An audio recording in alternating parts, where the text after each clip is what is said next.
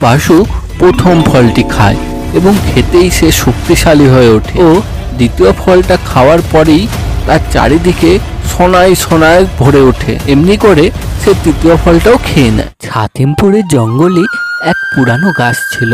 সেই গাছ কথা বলতে পারত, কিন্তু এই স্বার্থপর লোভী মানুষদের সাথে সে কোনোদিন কথা বলতে চাইতো না, চুপই থাকতো।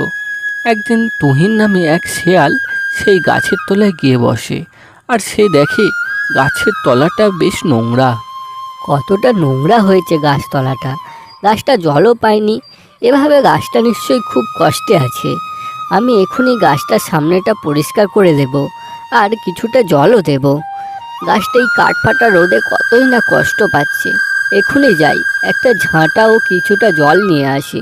এই বলে কিছু সময় পর তুহিন ঝাঁটা ও জল নিয়ে ফিরে আসে এবং জায়গাটা সুন্দরভাবে পরিষ্কার করে ও গাছটাতে জল দেয়। ধন্যবাদ বন্ধু, ধন্যবাদ। আমায় ভয় পেও না, আমি সাধারণ গাছ নই, তাই আমি কথা বলতে পারি, তবে বলি না কারোর সাথে তেমন। খুব ইচ্ছা হলো তোমার সাথে কথা বলতে, তাই তো আমি বলছি। কতদিন এভাবে জীর্ণ হয়ে পড়ে আছি, কেউ আমায় চোখ তুলেও দেখেনি। আমার ছাওয়ায় আশা নিয়ে কেবলই তারা চলে যায়। আজ তোমায় দেখলাম আমার যত্ন নিতে।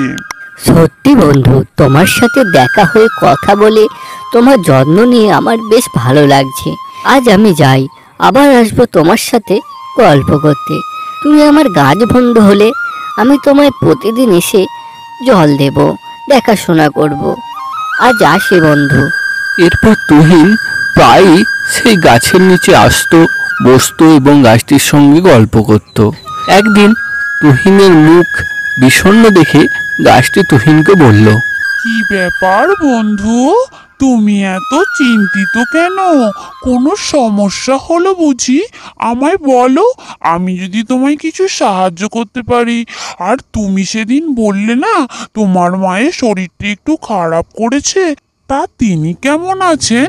মা একদম ভালো নেই গো, এই জন্যই তো চিন্তায় আছি। এই পৃথিবীতে মা ছাড়া আমার আর কেউ নাই। আমরা খুব গরিব, অনেক কষ্টে আমাদের দিন চলে। এতটুকু টাকা পয়সা নেই যে মায়ের চিকিৎসা করাবো। কেঁদো না বন্ধু, আমি তোমায় বলেছিলাম নয় আমি জাদুর গাছ। এই নাও 3টি ফল তোমায় দিলাম। এই ফলের কাজ মিটে গেলে তুমি আমায় ফিরিয়ে দিও কিন্তু। এই ফলও জাদু ফল। দেখো, এই প্রথম ফলটি হলো তুমি সমস্ত কঠিন ব্যাধি সারাতে পারবে এই ফল খেলে। আর এই দ্বিতীয় ফলটি হলো তোমার যে কোনো ইচ্ছা তুমি পূরণ করতে পারবে। আর এই তৃতীয় ফলটি হলো মিথ্যে এবং লোভ, স্বার্থপরতার বিরোধিতা করে।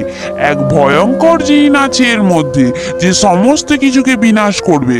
তবে তোমার কাজ শেষ হওয়া মাত্রই এই ফল পুনরায় আগের মতো হয়ে যাবে। তখনই তুমি এটা আমায় ফিরিয়ে দেবে। কথা দাও বন্ধু, কথা দাও। কথা দিলাম, যথা সময় এই ফল আমি অবশ্যই ফিরিয়ে দেব। তুহিন ওই ফল তার মাকে দেয়। তার মা সেই ফল খেয়ে খুব সহজেই সুস্থ হয়ে ওঠে। এরপর সে গ্রামের অনেকের উপকার করে ওই ফলগুলি দিয়ে, এবং তৃতীয় ফলটি সে নিজের কাছেই রেখে দেয় যত্ন সহকারে। আর সেই গ্রামেই বাস করত এক লোভী স্বার্থপর বাঘ, তার নাম বাসু। সে এই কথা গ্রামে সবার মুখে শুনতে পায় যে তুহিনের কাছে জাদু ফল আছে। তুহিন, এই তুহিন, শুনলাম নাকি তোর কাছে জাদুর ফল আছে, কই দে আমায়, দে, হয়তো তোর মাকে মারবো আগে, তারপর তোকে। এই বলে বাসু তার মাকে মারতে যায়। এই নাও ফল, ছেড়ে দাও আমার মাকে, ছেড়ে দাও, মেরো না আর। এরপর বাসু প্রথম ফলটি খায় এবং খেতেই সে শক্তিশালী হয়ে ওঠে ও দ্বিতীয় ফলটা খাওয়ার পরেই তার চারিদিকে সোনায় সোনায় ভরে ওঠে। এমনি করে সে তৃতীয় ফলটাও খেয়ে নেয়, আর খেতেই তা থেকে বেরিয়ে আসে এক ভয়ঙ্কর নীল দৈত্য। এরপর দৈত্য বাসুর এই স্বার্থপরতা ও লোভ দেখে তাকে সেখানেই হত্যা করে। এরপর 3টি জাদু ফলই আবার নিজের আকার ফিরে পায় এবং তুহিন সেই ফলগুলি তার গাছবন্ধুকে ফিরিয়ে দেয়। হ্যালো ছোট্ট বন্ধুরা, আমাদের গল্প তোমাদের কেমন লাগছে? গল্পগুলো যদি ভালো লেগে থাকে অবশ্যই আমাদের চ্যানেলটি সাবস্ক্রাইব করে দাও আরও নতুন নতুন গল্প পেতে।